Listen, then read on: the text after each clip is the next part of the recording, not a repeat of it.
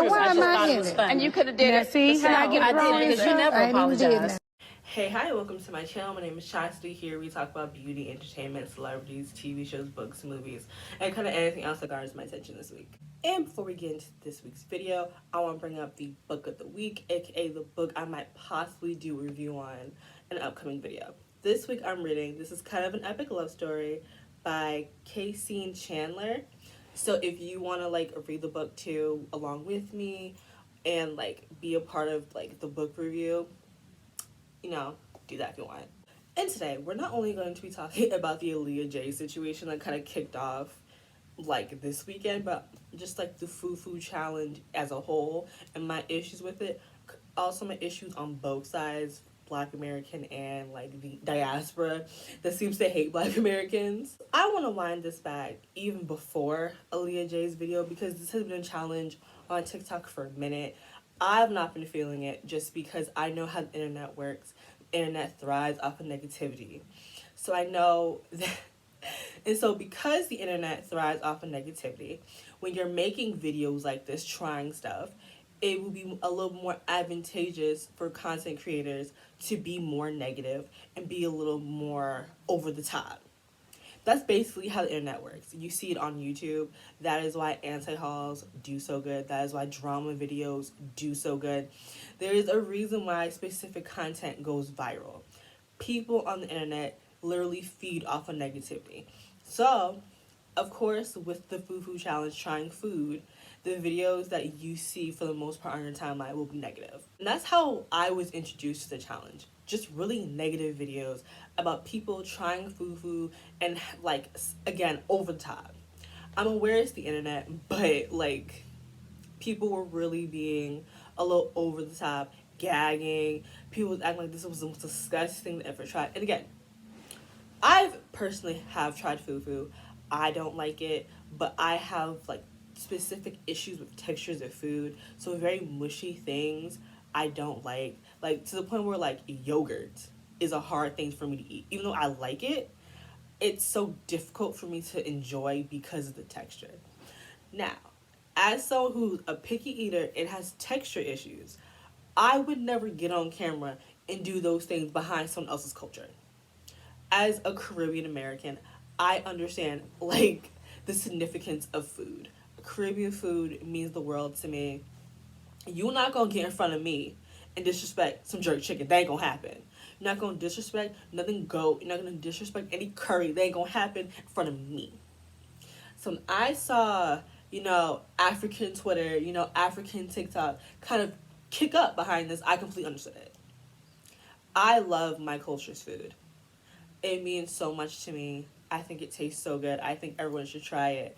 So to see a bunch of people get on the internet and disrespect your food must be difficult to watch. Again, like it feels really disrespectful because you have people like hamming it up, acting like your culture's food is so bad, especially when you think about it in the Western mindset, in the ways in which African culture is viewed, from like religion all the way down to food. There's always something negative in Western media about African culture, so I can fully understand why a lot of African people were upset when this challenge started getting really big. Because again, you're watching people disrespect your culture. I can't fault African people for hating this challenge and being just genuinely upset about it. Again, I'm not going to be mad at somebody who's upset about their culture being disrespected. I'm not white. I'm not gonna let my American feelings go ahead of someone else's feelings when it's someone else's culture. And again, for the most part, almost all of the Fufu challenge videos I saw were all negative. So I can only imagine you, especially I would say a lot of first generation like African people who live in America, having to deal with all of the hate and vitriol they got in school. Which reminds me, I think there is a direct correlation between the people doing far too much in these Fufu challenges and people who used to call the African kids at the school African booty scratchers, the people who used to make comments how dark they were, the kids who when the teacher turned off the lights would be like, I can't see so-and-so anymore. I feel like a lot of those people are the people in these Fufu challenges doing entirely too much. Like, I feel like there is something there, which is another reason why I think a lot of African people, especially Africans who are first generation American are feeling the way they feel because they spent their entire like childhood and teen years having their culture disrespected, being made fun of, being picked on and teased on, when being picked on and teased on by other black people. Because that's always the kicker. When the people shitting on you are your own people, is really confusing. So I fully understand why a lot of African people are so touchy, especially when it comes to American black people, because of everything that happened when we were kids. Because my mother is older than me.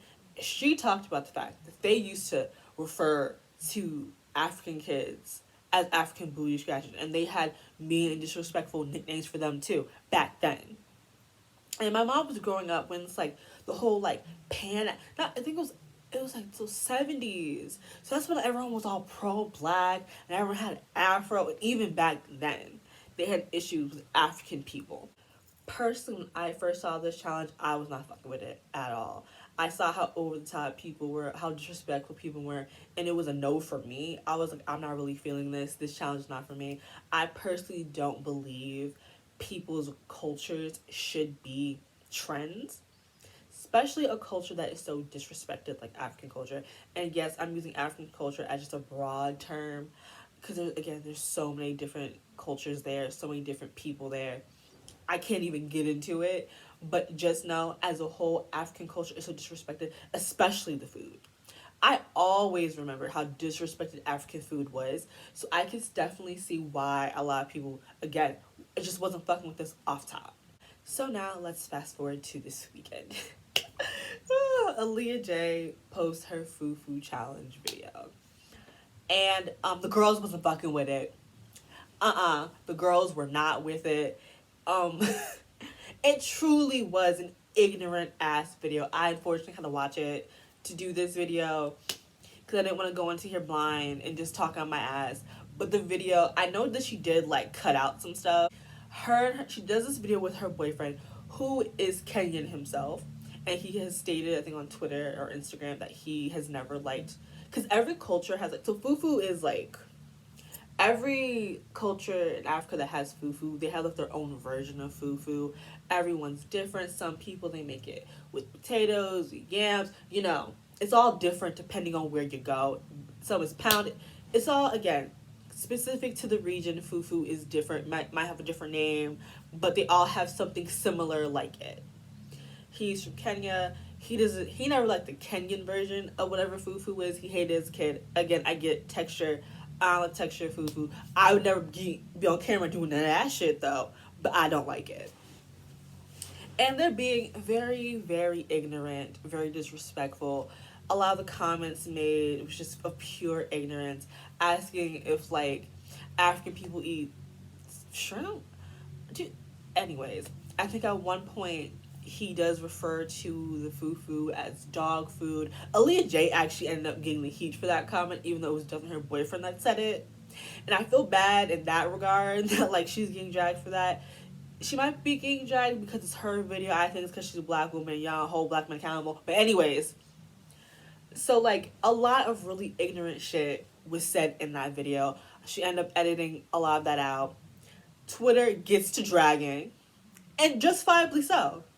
It was an ignorant ass video, and I feel like the disdain for the Fufu challenge was well known. Because if I knew about it, I knew a lot of African people weren't fucking with it.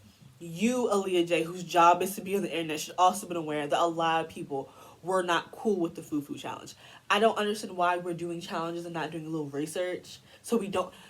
Why are y'all so allergic to doing everything you need to do to not get dragged? Just do your due diligence. Because now look at you. You was getting dragged. So after getting thoroughly scalped by Twitter, Aaliyah posted this apology that states, "Hey guys, something I found to be an innocent trend." Again, there are plenty of people, African content creators, the people you work with, who said they didn't like the challenge, but okay. Has hurt a lot of you. I was super ignorant to the hurt these kinds of videos hold, and I can take accountability that the tone of my video came across super insensitive.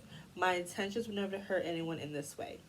Thank you to my true supporters and friends who have brought this matter to my attention and educated me on this. So, I don't see an I'm sorry. I don't see I apologize. I don't actually see an apology here. Personally, when I apologize, I say I'm sorry. I say I apologize. Those words must come out for it to be an apology, but whatever. So she releases this statement. I mean, comment down below how you felt about it. It felt super lackluster because, again, there have been plenty of African content creators who have said and stated, who've stated on multiple occasions that they do not like this challenge.